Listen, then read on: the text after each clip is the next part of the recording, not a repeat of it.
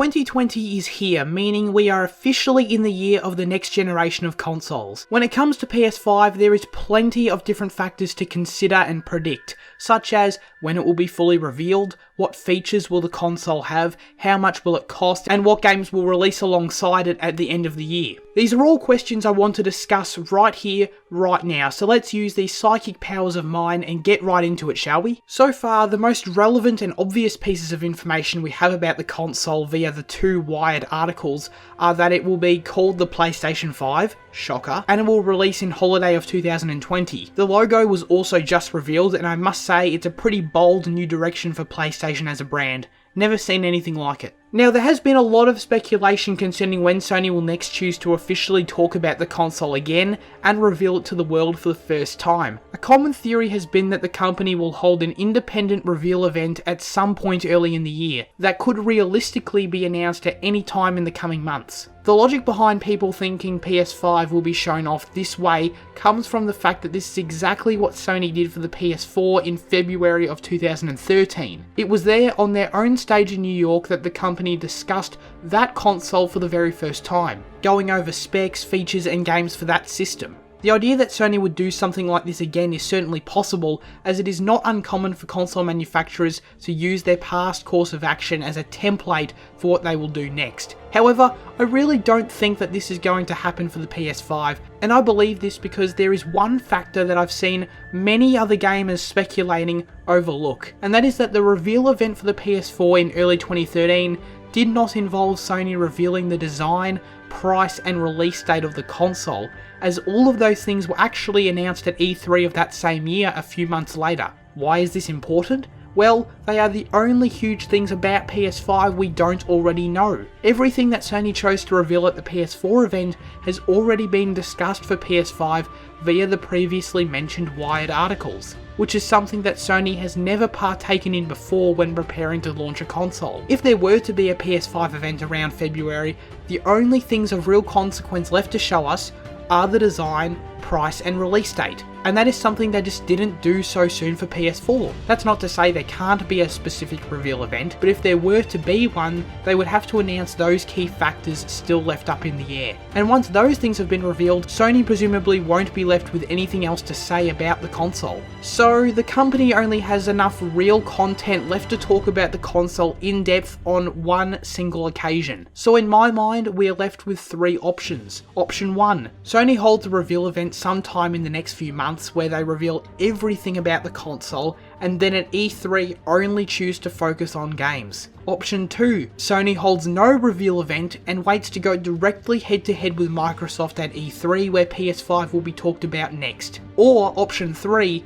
for the second year in a row, they straight up ditch E3 and only have the independent event to talk about absolutely everything about the console. So with these choices, it seems Sony's decision will depend on how much they actually currently care about E3. And based on their choice to no show in 2019, it would seem that they either have no faith in the show at this point, or just felt they had nothing to show last year, and were always planning on returning to the conference with plenty to say in 2020. So, will Sony show for E3? For me, this is the really difficult part about trying to predict PS5 at the moment, and I could see it going either way realistically, but in the spirit of making predictions, I'm going to say that yes, they will be at E3 2020, and they are going to go all in by making a huge splash. I think all of those juicy PS5 details are going to be saved all the way until E3 in June, where they'll be announced alongside Sony teasing their huge next slate of games. They are going to save absolutely everything for E3 this year except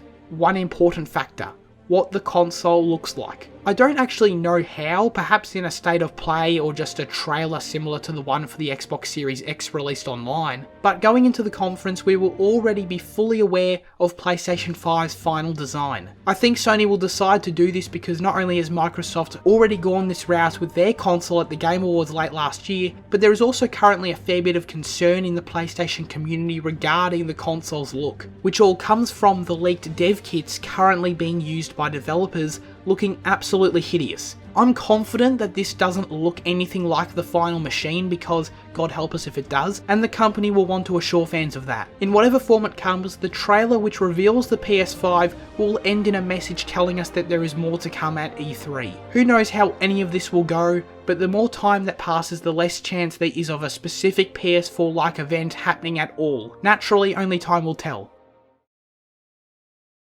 So with the setup established of how I think Sony will choose to reveal more PS5 info, let's get into the specifics of the actual details that they'll choose to get into at this hypothetical E3 showcase. I'm very proud to announce that PlayStation 4 will be available at $399. First of all, the price. More than anything, this will depend on the specs of the hardware, and even though I'm not a tech guy myself, the technology being incorporated into PS5 is rather impressive according to people in the field, who know what the hell they're talking about. As a result, it seems that it would be difficult for Sony to make the console affordable at launch, and I think Microsoft's clear focus on PC-like power with their Xbox Series X gives us a hint at the direction that this next generation will be taking. This alone seems to strongly indicate that there is no way PS5 could possibly be the same as PS4's launch price of $400 US. Despite this, Sony learnt the hard way with the failed launch of the PS3 that overpricing hardware is a huge mistake. A mistake that was rectified with PS4's price. So while it could be argued that the console market has changed, I just can't see them wanting to go anywhere beyond the $600 mark in fear of alienating many of the 100 million households that are currently perfectly content with their PS4. Not to mention they don't want to repeat the PlayStation 3. Right now I can't see them going any higher. This leaves us around the $500 mark, which seems to be hitting a solid balance between high-end performance and not being absurdly expensive. The option also exists for it to be $550, but a PlayStation console's price has never not been rounded to a whole $100 value, making it unlikely that it would happen this time. Even if it isn't possible for the company to generate a profit from this price at launch,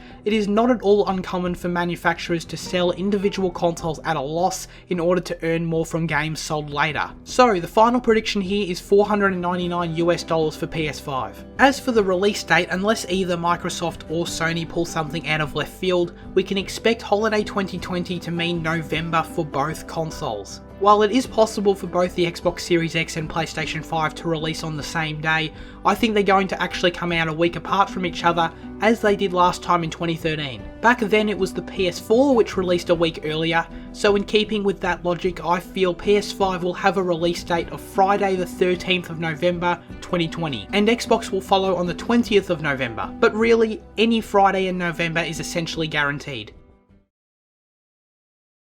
Let's get into the launch lineup. I don't want to look too far beyond 2020 when discussing possible exclusives, so let's look through the Sony worldwide studios that should be at least close to ready to release a game by the end of the year, because we know Naughty Dog and Sucker Punch, for example, are two developers that have no chance of being ready. First, let's go with Insomniac, a studio with multiple teams that I think is very likely to be ready for launch. But don't get your hopes up for a Spider-Man sequel quite yet. 2 years isn't quite long enough for that at launch. That game will probably be ready in 2021. Instead, that Ratchet & Clank team which developed the 2016 reboot has been working on something for quite a while, so it would make a lot of sense for it to be a sequel ready for PS5. As a fun platformer, it will at least attempt to fill the impossibly large shoes of Knack as a launch title. I probably should have tried to sound a little more sarcastic. How about Sony Santa Monica? Well, similar to the Spider-Man team, it just isn't the right time for the inevitable God of War sequel yet. I would likely be waiting until 2022 for that one, but God, I want it so bad. To me, Guerrilla Games is almost certainly going to have the biggest presence at launch. They released Horizon Zero Dawn in February of 2017, and in the 3 years since, along with presumably working on the sequel due to that game's critical and commercial success, the studio has been hiring for a multiplayer project of some sort. The chances of one of these games being a PS5 launch game is very high, but for the sake of this video, I'm going to guess that it will be Horizon 2. I think a meaty open world game like that would be super appealing for a lot of people, not to mention a perfect opportunity to show off the graphical potential of the console from the get-go. But maybe Sony would rather keep players busy by getting them invested in a multiplayer game. This one could honestly go either way. Shifting to third-party games should be a little easier. There's probably going to be your usual sports title from EA and 2K, along with some big franchises getting cross-gen releases. The Assassin's Creed Ragnarok rumours have been around for so long now that I would be shocked if they weren't true, so you can bet your bottom dollar that will be out on launch day. And don't forget, Activision publishing a Call of Duty game is more certain than the sun rising tomorrow. Now next, I'm going to actually take a bit of a risk, but I just feel that Starfield is a really good chance to make launch. Bethesda Game Studios games traditionally release in November, and we know Starfield has been in development for 4 years at the studio already. That's because the core Maryland team at BGS was not the developer of Fallout 76, or at least not the primary developer. I wouldn't be surprised if Starfield ends up being Bethesda's main focus for E3 this year, because what the hell else are they going to talk about other than The Elder Scrolls Online for the 700th time? But if it's not this year, it'll almost certainly be 2021, with The Elder Scrolls 6 to follow sometime in the following 2 decades. Finally, I want to talk about how Sony might handle some of the console's features. I feel because of the potential of game streaming and the rise of digital downloads in the industry, this may be the hardest stuff to predict, mainly because it's all new and the past can't really be used to inform any guesses. Backwards compatibility is something that has already been confirmed for PS5, but the number of titles and consoles that the feature will apply to is still up in the air. There have been rumours that it will include every PlayStation home console, but recent statements from Sony seem to indicate they are facing some issues with making it possible. I predict that it will be available at launch, but unfortunately won't be up to the standard we hope. Our PS4 libraries will transfer over fine, which is great, but only a certain number of PS1 and PS2 games will be available to purchase. And there won't be any PS3 games at all because of how hard titles for that console have apparently been to port over the years. Plus, in direct response to the success of Xbox Game Pass, Sony will position PlayStation Now as a much bigger deal. They've already started doing this with recent changes to the service, such as the ability to download select games and a price drop. But starting this year, it will be marketed in a stronger way towards the hardcore gamer, and may even be offered with PS Plus at some point. Alright, for simplicity's sake, let's finish this with a summary of how I think this is going down. The PlayStation 5 launches on the 13th of November 2020 at a price of $499 US, and its launch games include a new Ratchet & Clank game, Horizon 2, Assassin's Creed Ragnarok, Call of Duty whatever the hell, Starfield, and some other stuff. So now I guess we'll wait and see just how right, or more likely how wrong I am. But regardless, I'm super excited to hear more information in the coming months. 2020 is going to be a huge year for gaming, and you know I'm here for it. This has been SirCazz, farewell.